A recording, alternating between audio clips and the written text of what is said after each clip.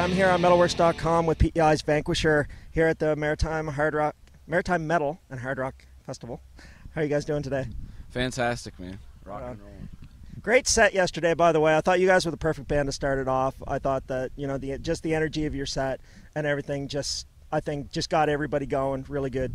That's awesome, man. Thank you so much. Yeah, we practiced for the first time with Challen in probably since the summer, the day before that show. So it's kind of a little bit I don't know. We know the songs through and through, but it was kind of a scramble. That was the first day I ever played with him. But you know what? It was fun. It was a hell of a lot of fun. Yeah, right on. So were you guys nervous to kick off the festival? Driving over, there were some jitters. I was just thinking, oh fuck, there's so many people here that I don't know and don't know Vanquisher, and I don't know, man. It was just a stressful situation. I didn't in my head, I just had pictures of people throwing rotten tomatoes and shit, and just I don't know. but people not knowing you and you coming here and playing for them, I mean, that's all you can ask for, really, you know, because I mean, when you're playing at home, you're probably playing in front of your friends and the same people over. Thing. At home, because it's in front of friends, we can dick around. We can oh man, we fucked up that song. Wasn't that so funny? Here, there's a little more stress. We might only have one chance to kind of impress these people. Well, I mean, there was stress, but then we waited an hour and a half, and a couple beers happened, and that's about it. Yeah, I totally thought that I missed you guys because I was a little late getting here. Yeah, a lot of people did. Yeah, and I actually bumped into a member of Forward Under Dawn. I said, "Oh, sorry, man, I missed your set." He goes, "Nobody started yet." I was like, "Perfect, great." All right, so my next question was, how important do you think it is for a younger band like yourself to play a festival like this? And you kind of just touched on that, about playing in front of a lot of people. But I mean, you have the opportunity to impress other bands who might want to play with you at a later date and stuff like that too. Well, that's the thing, man. Being a younger band, you have to have a lot of balls to be able to want, and a lot of balls, ambition, and know-how to be able to go out and do stuff. Bring up some friends of ours from Joliet in Quebec, Warsenal. Those dudes are oldest guy is 19 or 20, youngest guy is my age. And they're they've done out west once. They came out east and made a shitload of money, did really well, came back out. To be a band like that, and they played Japan once. It is absolutely insane. They're that age and do that. I'm not talking about them specifically, but that's kind of the business model I aspire for. Just to get out as much as you can, promote yourself, be an obnoxious dick if you have to. Just yeah. Well, I mean, music, it is competitive, right? I mean, even if the bands are all friends and you're all playing the same show, and you got your merch table set up next to it's competitive because you want them to buy your stuff instead of somebody else's. Exactly. It's friendly competitive, but I mean, it's still competitive at the same time, like you're saying. Now, what was with the shout-outs to Billy Brown yesterday and his big penis?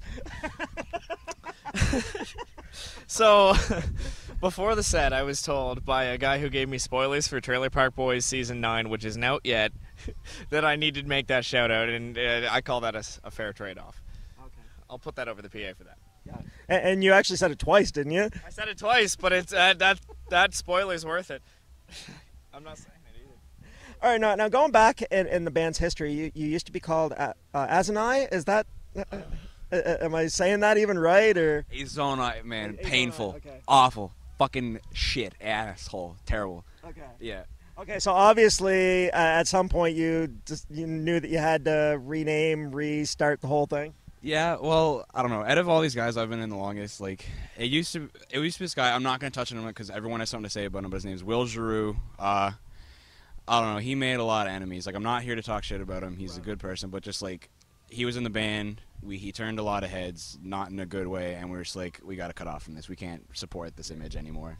So we got Ross, and we did have Anthony, who left a little while ago to mutual reasons, and now we have Fry. But yeah, we just kind of I don't know. I guess you'd call it rebranding. I don't know.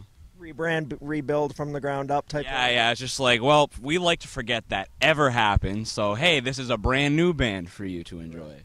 Okay, cool. All right, so now you guys are pretty much like a thrash band. That's the biggest thing. Are you influenced more by 80s thrash, kind of like the old stuff, or this newer wave that's been coming through? I'm a really big Kill 'Em All guy, and I love Ride the Lightning and Master Puppets, and I can't pick a favorite out of those two. 3. It's all Pantera. What got me into wanting to play thrash was definitely the new bands. I heard Municipal Waste. I was like, oh shit, no other band is doing this right now. Totally unaware of like everything out. Like, man, even just like the big names that are on like Earache and all that kind of stuff. There's so many just like underground ass thrash bands in like every single major city. Not even just Canada, U.S. everywhere. Wormrod. But like, that's a grindcore band. I don't care. Wormrod. But yeah, just like that's what made me want to do it. But writing wise, I kind of like to like go off the old guys, just like straight pentatonic shit. Just get as fast and evil as you can. Right on. Now you guys have released a split with Brain Eater. Yeah. Now I thought that was a pretty smart move, you know, because I mean, like a lot of bands, you know, try to put something out on their own, but I mean, you know, you join forces with another band, so you have like a little bit better of a chance to reach people with two bands on an album. Any plans though to do anything of your own soon? Or? I don't really know. Like I've had like a full record written for like a year. Okay. Just of I don't know, just like throwing riffs together and stuff. But I don't know, like a full length to stab at this point. I don't really know, but like we definitely like to do it at some point.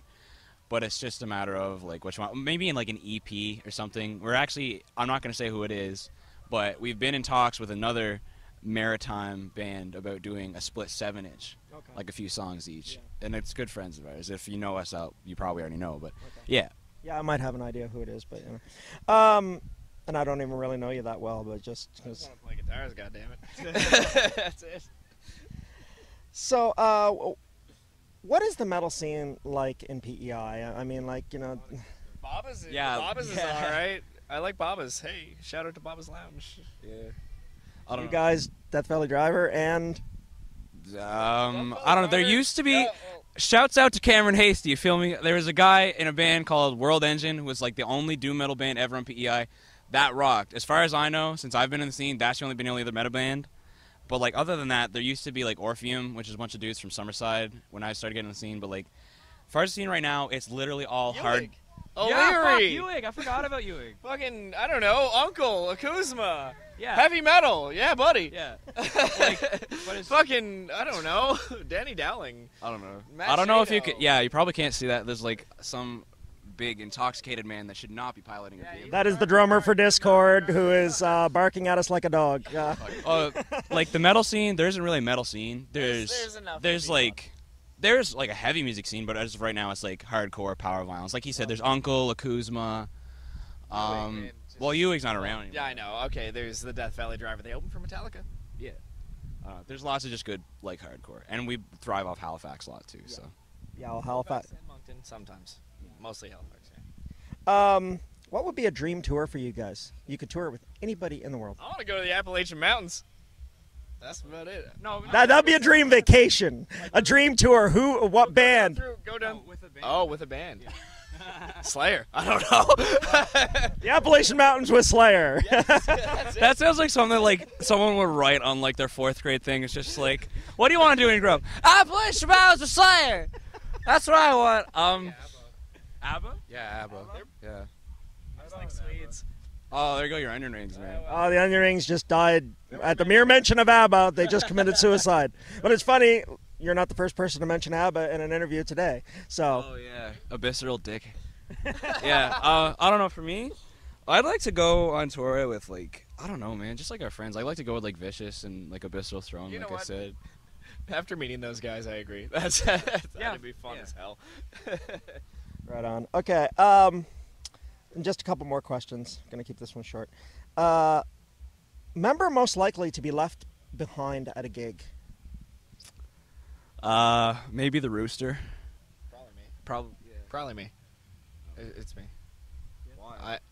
Because I'm the one that's been there the least long. You guys would just be like, I don't know. Yeah, tomorrow he'll be wandering around here. Where's my bandmates? And you guys will be halfway back to PEI. Fuck man, I don't know. actually, no, I'm the other one that drives, so never mind. I wouldn't be left behind at all. I prefer not to leave anyone behind, but I don't know. You know. Yeah. I'm just talking like who would be likely. Member most likely to fall off stage? I don't know. He thinks that. Mike, but I our drummer Mike, but he's a drummer, so he's already sitting down. I have seen drummers fall off their stool in the middle of a song. I have seen that. Shouts out to Moncton. You know, Spin It Records. You all remember that show.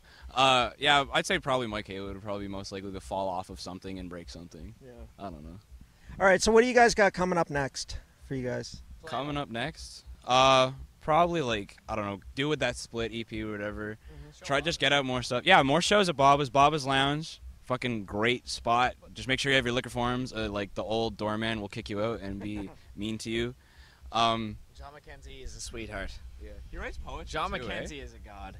Yeah, man. Like, I don't know, he's like Tumblr or something, and he writes like really cool poetry actually. I wish he wrote it about my mother because then I'd be more interested in it. He wrote a poem about Skyrim, actually. Did he write a poem about Skyrim? Why would he know anything about Skyrim? I don't know. We're getting off topic. Why not? Well, he likes Skyrim. What's next for Vanquisher? I'm just gonna keep writing, Heavy keep metal, teaching. God damn it! Yeah, keep writing, keep teaching songs to these guys. We're actually sneak preview. Gonna plan a tour with our friends Verstecting Gang and Scene Destroyer between December and March. That might be a lofty goal right now. We're planning on it, man. Okay. Coming for you. Nice. We'll have to get in contact with me about a date around here then. All right, so definitely check these guys out on Facebook. Check out their split with Brain Eater, and keep the eye out for this tour that might possibly be happening next year. So, Vanquisher, Mettalworx. Heavy metal, yes. Sweat. Coffee and stuff.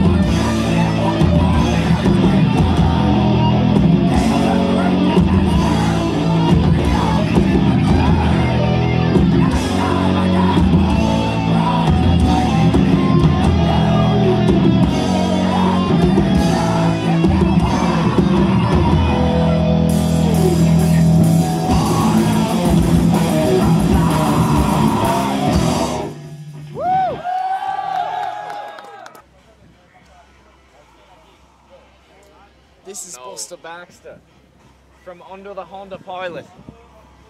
I hate myself, and I wish. The magnificent creature. That's it. Yeah, that's all we got. The